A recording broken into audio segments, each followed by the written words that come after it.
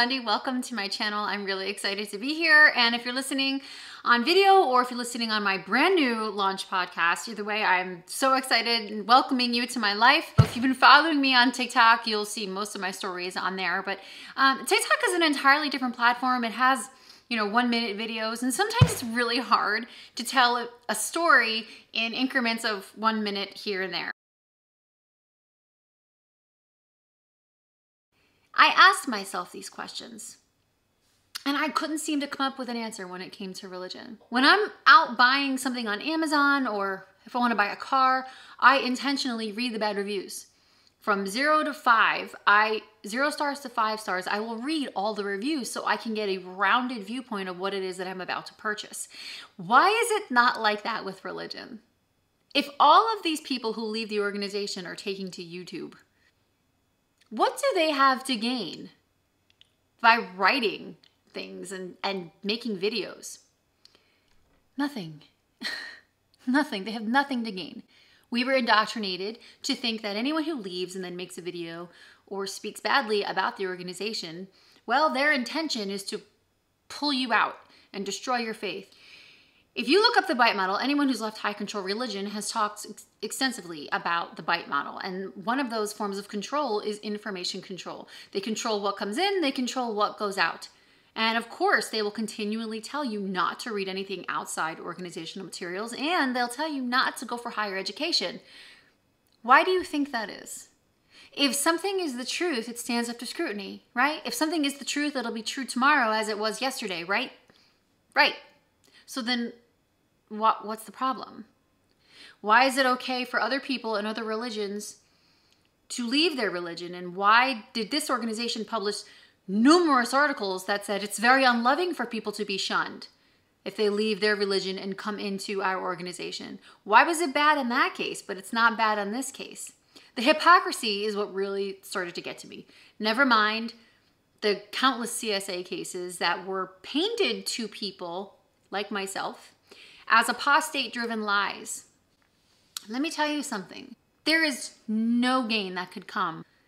There's no notoriety. There's no good feeling inside. There's nothing to gain from talking about these stories. And nobody seems to understand that on the inside. If you're waking up, I want you to just think for a minute. Pain and confusion may be what you're feeling. Maybe COVID helped you wake up. Maybe not going back and forth to the Kingdom Hall is what helped you. But one of the things that I do want to tell you is that the hardest part is when you're married and you're waking up. Huge issue, especially if you're a woman. And I want to talk to my women for a second because we dealt with so much in that organization. Ever since we were little, we were taught what kind of men we should be dating, and we're groomed. We are groomed to marry a certain type of man. And it needs to be the man who is going for status in the congregation. It needs to be the man who is looking to seek some kind of hierarchy, climb the ladder. And because what that does is that proves his love for God. That's what we're told. That proves his love for God. That proves his love for the congregation. Therefore, that means he loves you. That doesn't make any sense to me now. It did years ago because, again, indoctrination. But I am blessed with a husband who was very content just working, taking care of his family.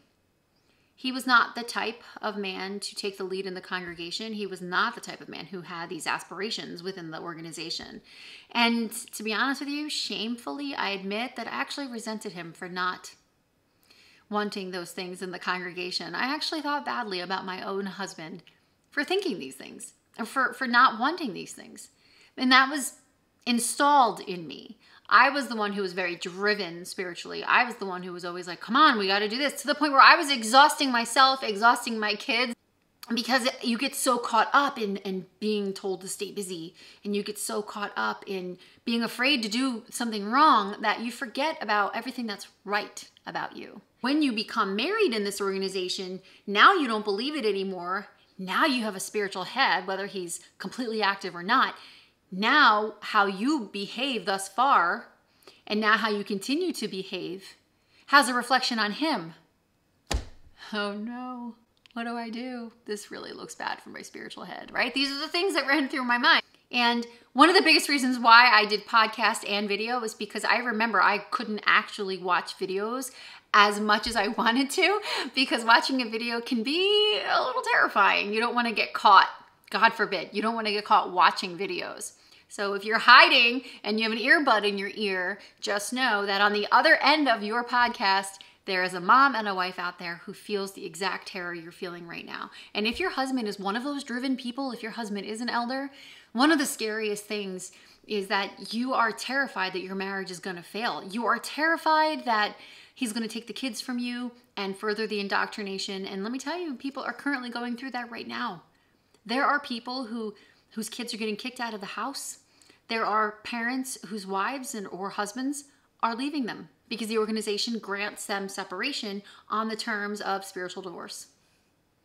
Families are being torn apart because one member of the family doesn't believe anymore. That is not normal. And that is not okay.